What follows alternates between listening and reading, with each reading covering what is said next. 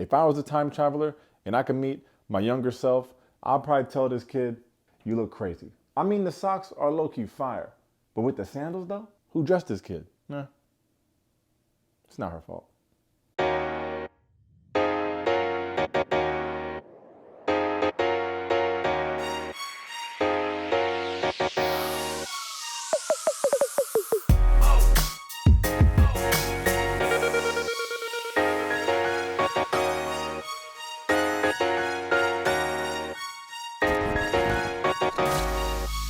All right, welcome to Taste Take. If you're new here, I give spoiler-free movie and TV reviews. Give you a little background, just to let you know if I think it's worth checking out or not. If that's something you're into, hit that subscribe button for your boy. For my regular taste takers, let's see if the Adam Project is worth your time. Get it? I said time, and it's about time travel. Never mind. The Adam Project is a new movie from Netflix directed by Shawn Levy. Shawn is the man behind movies like Cheaper by the Dozen, the Night at the Museum movies, and most recently, Free Guy. He also directed episodes on each season of Stranger Things and was a producer on one of my favorite movies of all time, Arrival. But y'all don't know nothing about that. The movie was written by Jonathan Chopra, who also wrote This Is Where I Leave You. You could probably guess who directed that one. Yep, Shawn Levy. I'm telling you, you make a good friend in Hollywood and you just ride that thing till the wheels fall off. And speaking of friends, Shawn Levy, of course, met the star of this movie, The Adam Project, when they were working on Free Guy. The point is, just freaking be nice people. And also probably be good at your job. But if you're nice and kind of good, you're going to get some work in Hollywood. All right. Plot time.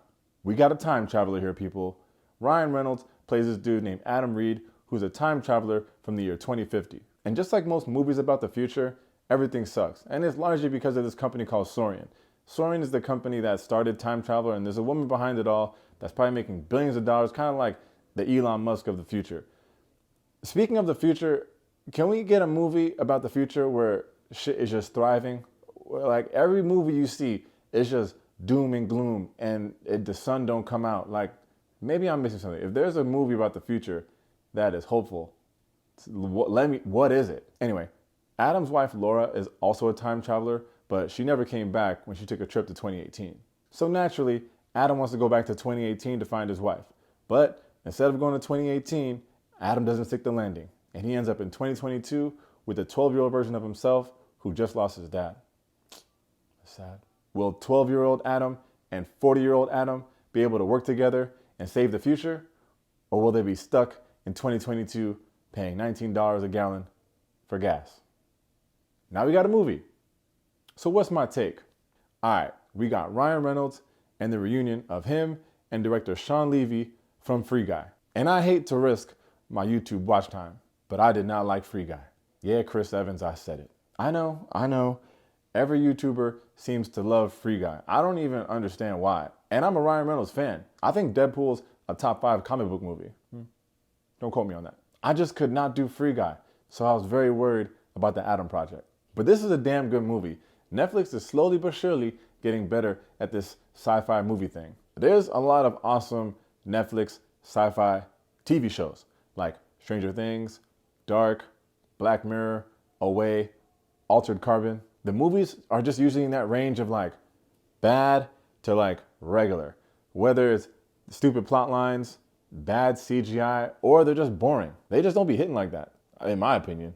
This is a nice little change. Netflix really been hitting some home runs with their star-studded cast, which is not a guarantee, but like movies like Red Notice, The Harder They Fall, Don't Look Up, you got a nice little streak going here. And I think they got another winning cast here with the Adam Project.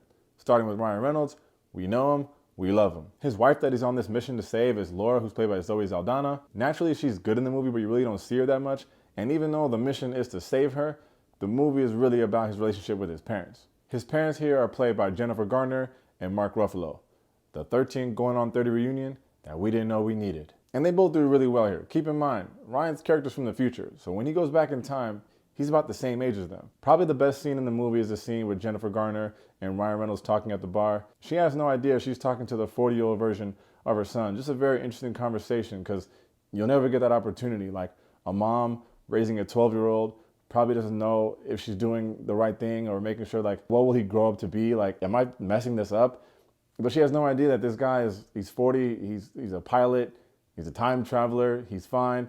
And then Ryan Reynolds' character is looking at her like, damn, like, I'm telling you the things that I wish I told you as a kid. It's emotional. And we're used to seeing Mark Ruffalo play this genius type after all these years watching him as the Hulk, or I guess Bruce Banner. But the cool thing about this character is just when you think this is another dad who's too busy for his family and only cares about his work, you realize that it might not be that at all. And maybe young Adam created an image of his dad that made it easier for him to cope with the grief of his loss. Because just like they say in the movie, sometimes it's easier to be angry than it is to be sad. And last but not freaking least, speaking of young Adam, we got ourselves a Hollywood newcomer in Walker Scobell. Not only was this his first feature film, but before the Adam Project, this kid only did a middle school play. He heard about this audition, sent in a tape, and the rest is history. What's also cool about this kid is that he's obsessed with Deadpool and he memorized the words to both movies. So when you see him in the Adam Project, it's less of a surprise watching this kid who's never been in a movie before, literally killing this role as a young Ryan Reynolds. He's easily my favorite character, and he just gets better as the movie goes on. I'm gonna give the Adam Project 4 stars. This is the perfect movie to stream at home and not have to worry about, should I trek down to the movie theater, spend $20 on a ticket and $80 on popcorn because the movie theater used to import its butter from Russia? You could just kick back for the next hour and 45 minutes and enjoy. I always complain about Netflix having cheap CGI, but here I was actually impressed. Like, it looks like movie theater quality of CGI, because before it'd be looking like the Walmart bin CGI. You know the Walmart bin when you just gotta dig for like the movies and stuff? Y'all didn't ever use the Walmart bins? Anyway, the action scenes are cool. Even the de-aging technology that they use is pretty good. Overall, the draw of this movie is not about some evil corporation that needs to be stopped at once, the science behind time travel. We've seen all that before. The draw of this movie is looking at what it would be like to go back and make peace with your own history. It's an emotional movie. Some of you folks are gonna cry. I don't cry in the movies, but just know, I felt it. And of course it's funny, but not in the typical way. Usually in Ryan Reynolds' movie, it's like he's making all these smart comments to someone who doesn't want to hear it, whether it be The Rock or Colossus or anyone else.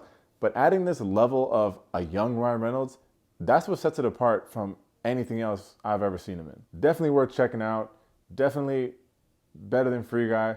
I say give it a shot. It's available on Netflix starting this Friday, March 11th.